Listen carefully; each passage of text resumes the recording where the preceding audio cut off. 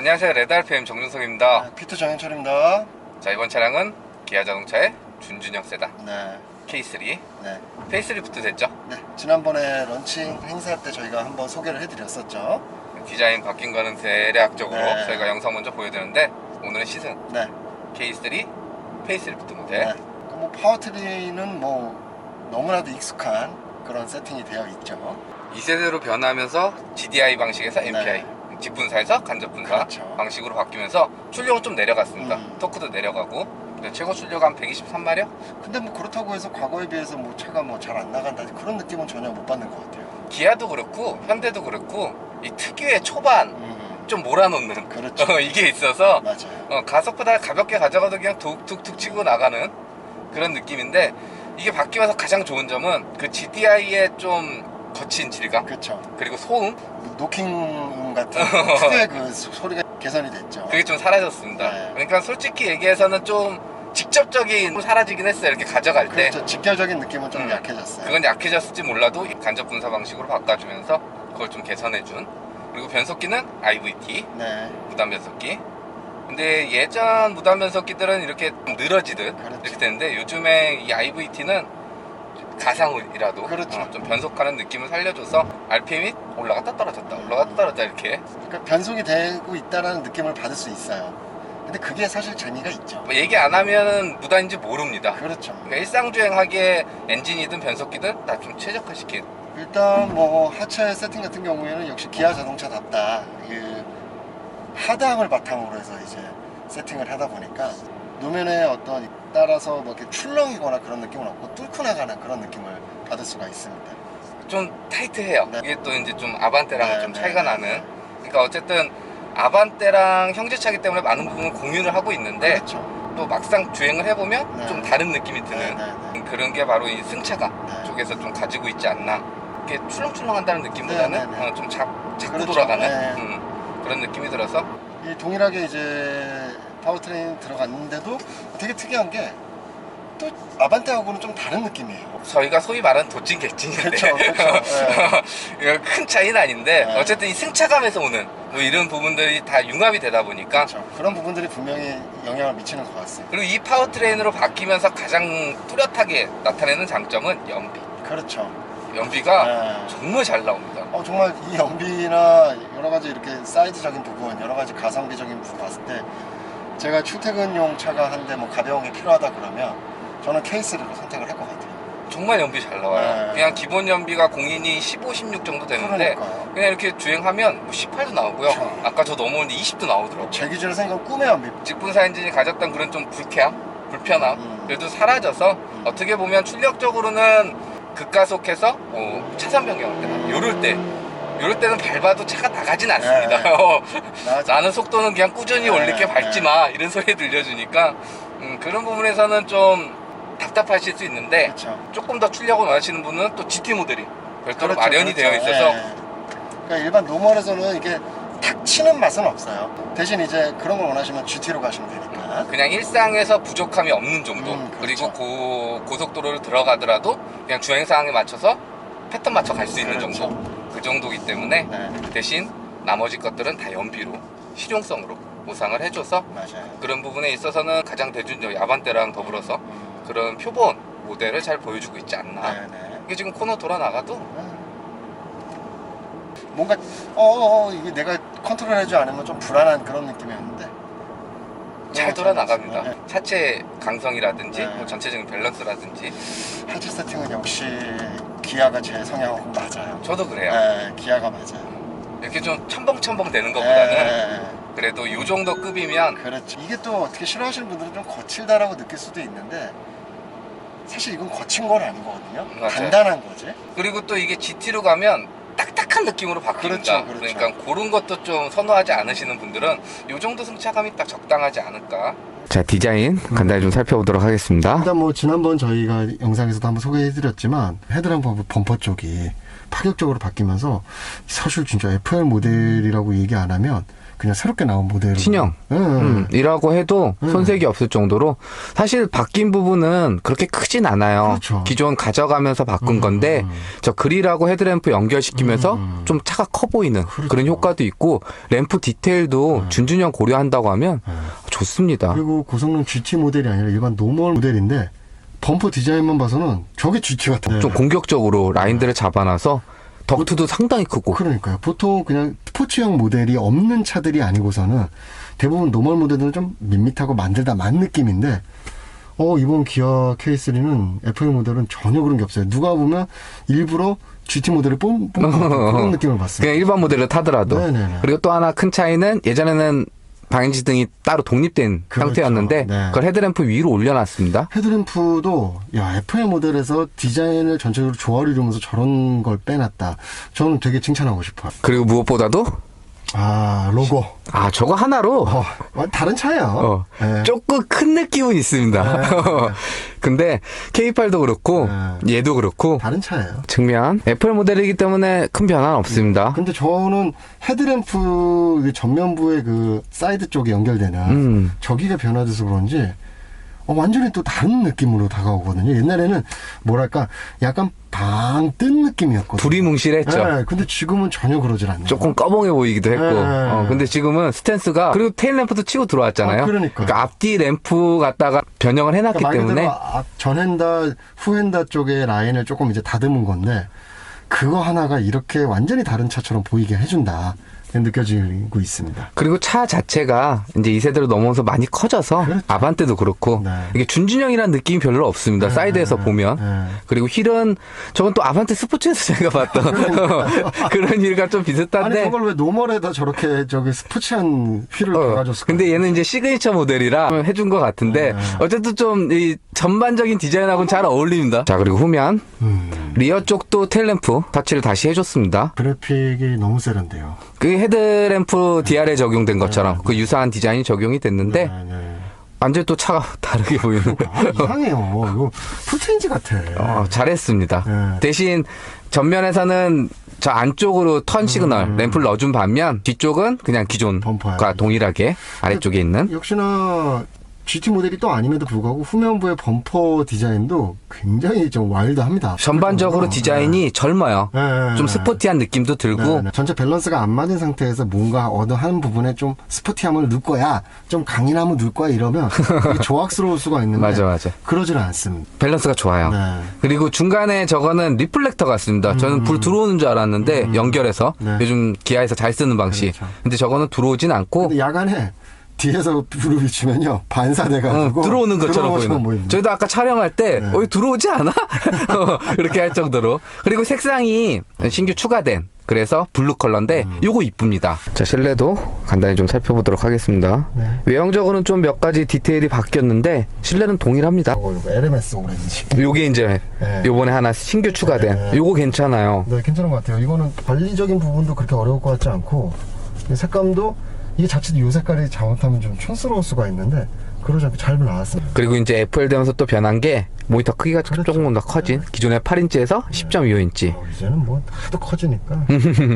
그리고 이게 물리 버튼이었습니다. 근데 여기 이제 터치로 이렇게 들어가는 요 사양이 추가가 됐고요. 또 옵션 사양이긴 하지만 전자식 계기판. 그렇죠. 요것도 저거는 선택할 만한 것 같습니다. 요거는 40 몇만 원이에요. 그리고 옵션 사양도. 그래서 요거는 하시면 어떨까 저희 추천드리고요. 무엇보다도 요거 하나 바꿨는데 이게 요거 진짜 괜찮은 것 같아요. 그리고 K8은 이거 뒤집어 놨잖아요. 요건 정상태입니다. 오토홀드라든지 이런 기능들도 추가된. 기본기가 굉장히 충실해요. 통풍, 온열 시트 다 되고 파킹 카메라, 드라이브 모드 선택, 뭐 핸들 열선까지. 그러니까 아주 가장 실용적인 옵션들 다 들어가 있습니다. 요 급에서 이 정도 옵션이면 됐죠. 아반떼나 K3만 가능합니다. 더 있어봐야 저는 쓰지 않아요. 그리고 하나 바뀐 게 이 드라이브 모드 할 때 예전 FL 전에는 이게 바꾸면 여기선 노멀하고 에코 그리고 스포츠는 이렇게 해서 제끼는. 그렇죠. 기어 이렇게 제껴버리는. 지금 현 상태에서도 그냥 제끼면 들어가고요. 아니면 여기서도 선택할 수 있게 이렇게 구성이 바뀐 게 있고요. 이에 뭐 원형 이렇게 송풍구라든지 전반적인 소재에 있어서는 현실적이긴 한데 그렇죠. 디자인이 꽤 괜찮습니다. 제가 칭찬해주고 싶은 건 분명히 우리가 원가 절감을 위한 소재를 썼다는 걸 뻔히 알고 있잖아요.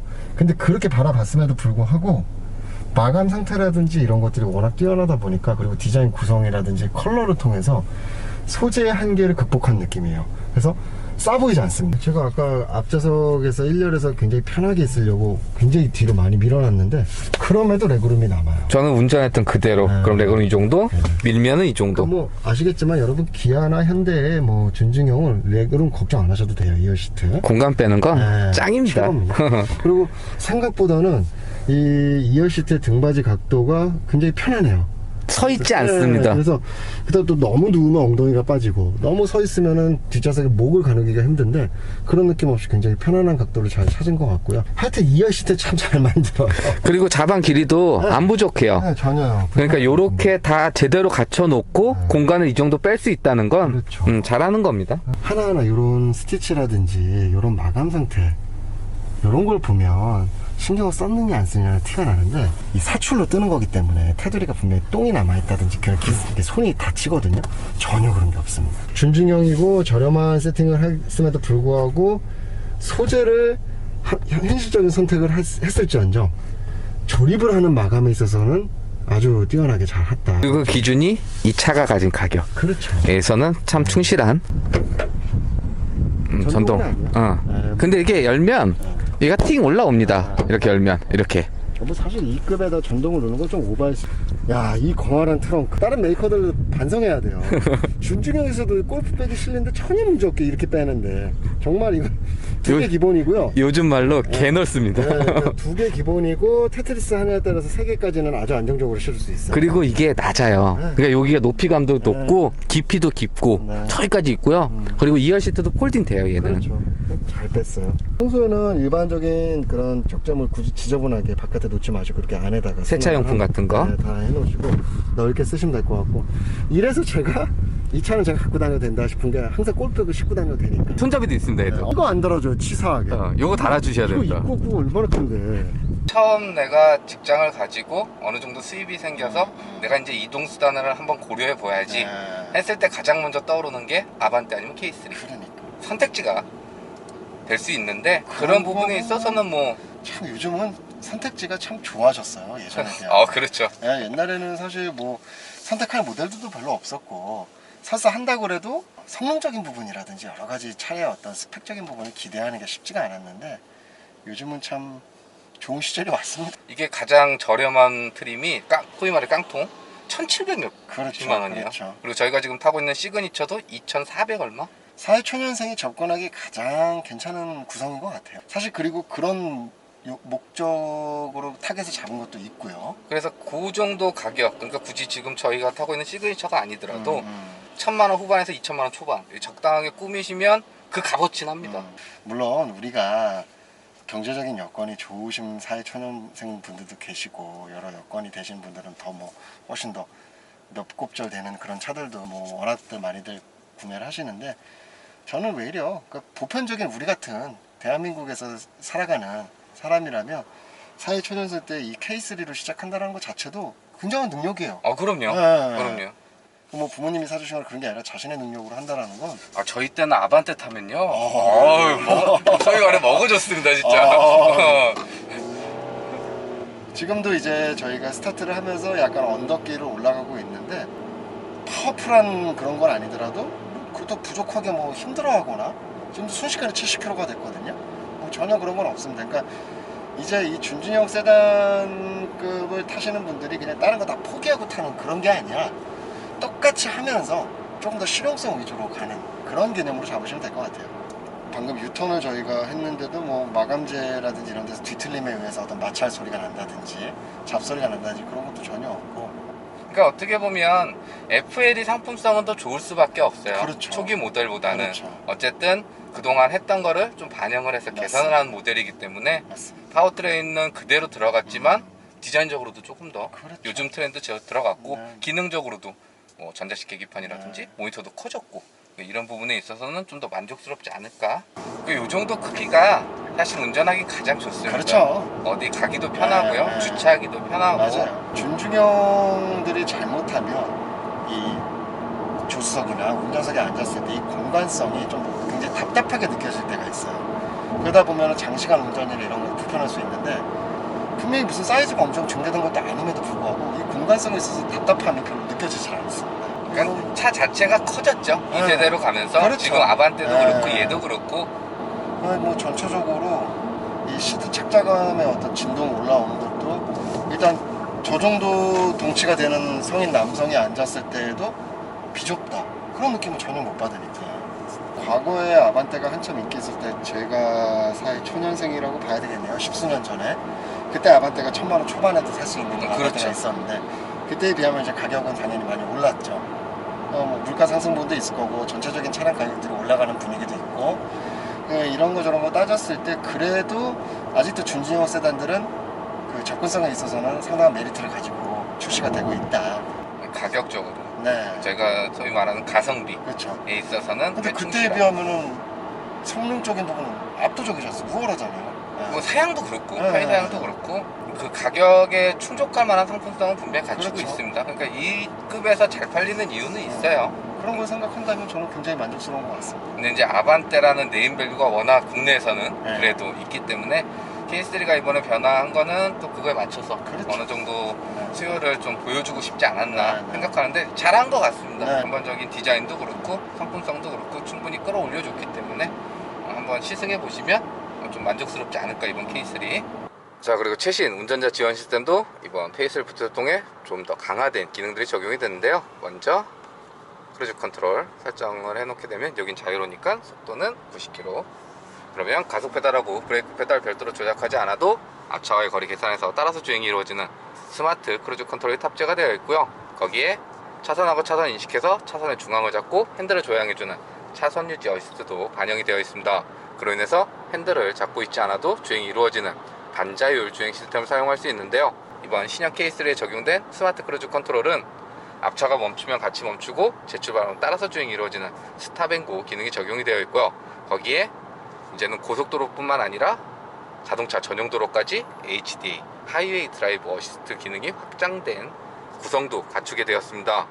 그리고 핸들을 조향해주는 차선 유지 어시스트도 속도와 상관없이 핸들을 조향해주는 기능이 적용이 되었는데요.